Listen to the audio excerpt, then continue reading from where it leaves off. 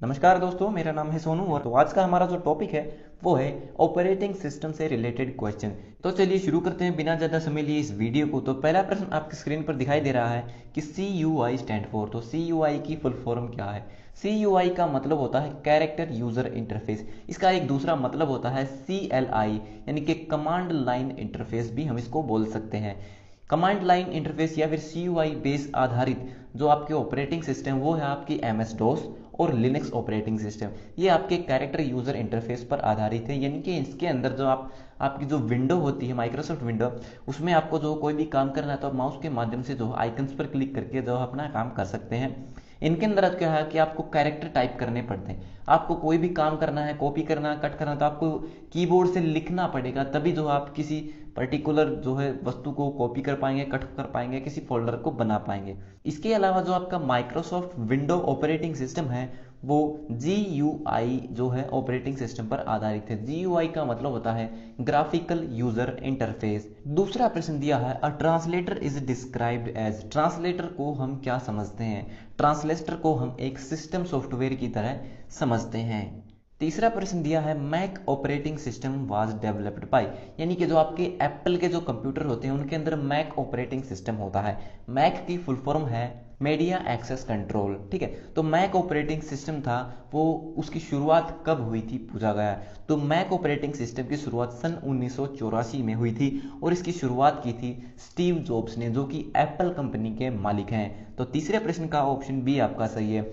और जो आपका माइक्रोसॉफ्ट ऑपरेटिंग सिस्टम है इसकी शुरुआत की गई थी सन 1985 में और इसकी शुरुआत करने वाले हैं बिल गेट्स।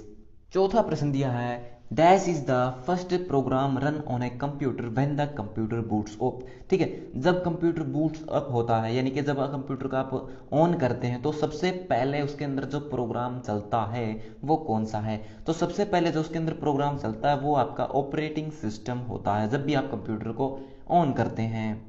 पांचवा प्रश्न दिया है dash is the program that is used to find out possible faults and their causes. मान लीजिए आपके ऑपरेटिंग सिस्टम में किसी प्रकार की कोई प्रॉब्लम है, एरर आ रही है, तो उस प्रॉब्लम को ढूंढने के लिए जिस सॉफ्टवेयर का हम इस्तेमाल करते हैं उसे क्या कहते हैं? उसे हम डायग्नोस्टिक सॉफ्टवेयर बोलते हैं। तो पांचवें प्रश्न का ऑप्शन सी आपका सही है। छठा प्रश्न दिया है what is meant by dedicated computer. तो डेडिकेटेड कंप्यूटर क्या होता है? डेडिकेटेड यानी कि किसी को कोई काम सौंप दिया गया है और उस काम के प्रति डेडिकेटेड है, यानी कि प्रतिबद्ध है। ठीक है, तो डेडिकेटेड कंप्यूटर वो होता है जो अपने किसी एक काम को करने के लिए जिम्मेदार होता है। तो इसका सही उत्तर होगा option A which is assigned one and only one task. जो केवल एक ही काम करने के लिए जो है जिम्मेदार होता है, तो वो आपका डेडिकेटेड कंप्यूटर होता है। सातवां प्रश्न दिया है what is the function of OS. ठीक है, यानी कि जो आपका ऑपरेटिंग सिस्टम है उसका काम क्या होता है? तो ऑपरेटिंग सिस्टम का काम होता है यूजर से इनपुट लेना, उसको प्रोसेस करना और फिर उसका आउटपुट देना।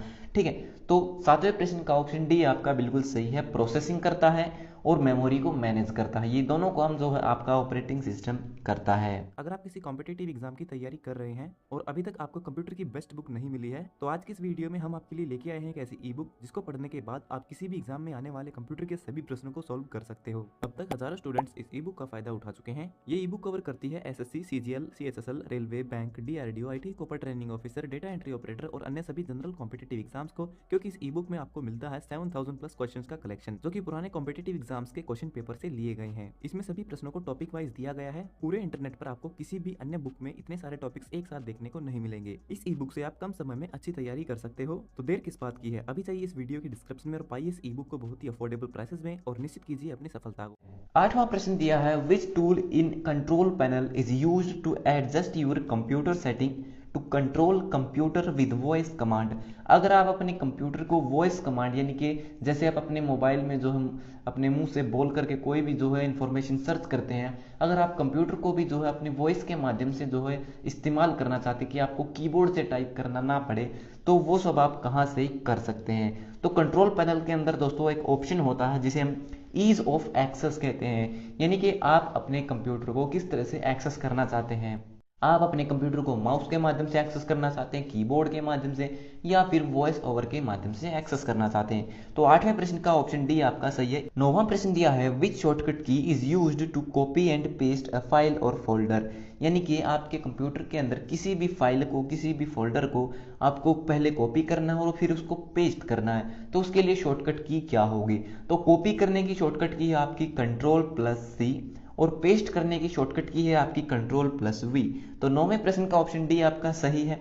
10वां प्रश्न दिया है which shortcut key is use to refresh window desktop. यानी कि जब आप अपने डेस्कटॉप पर होते हैं, जब आप कंप्यूटर को पहली बार ओपन करते हैं, तो सबसे पहले जो स्क्रीन आपको दिखाई देती है उसे हम डेस्कटॉप कहते हैं।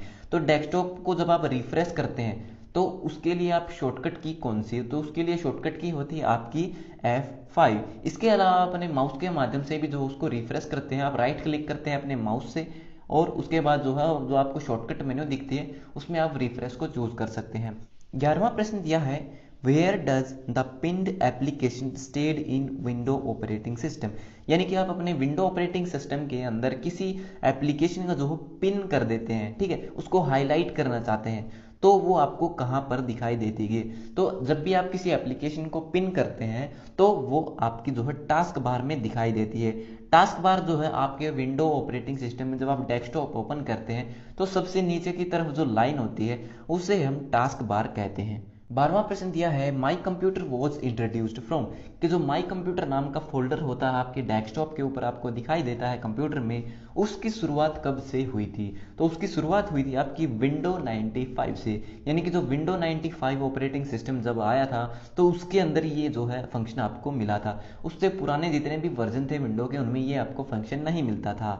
अगला प्रश्न दिया है a dash is a flash memory storage device that plugins into USB port.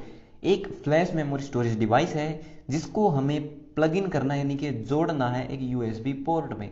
तो यूएसबी पोर्ट में आप जो किसको जोड़ते हैं? अपनी पेन ड्राइव को जोड़ते हैं, ठीक है। तो और पेन ड्राइव का दूसरा नाम है आपकी फ्लैश मेमोरी।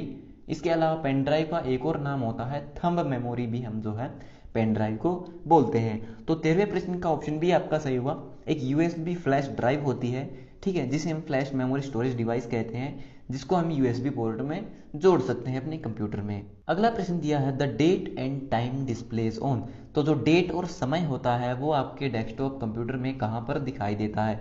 आप सभी जानते हैं जब भी आप कंप्यूटर को ओपन करते हैं तो उसके राइट साइड में नीचे की तरफ जो है आपको डेट और टाइम दिखाई देता है। तो वो जो डेट और टाइम आपको दिखाई देता है उस एरिया को हम जो है सिस्टम ट्रे कहते हैं, ठीक है। तो इस प्रश्न का ऑप्शन सी आपका बिल्कुल सही है। सिस्टम ट्रे में हमें डेट और टाइम दिखाई देते हैं। 15वां और आखिरी प्रश्न दिया है who is called a supervisor of computer activity.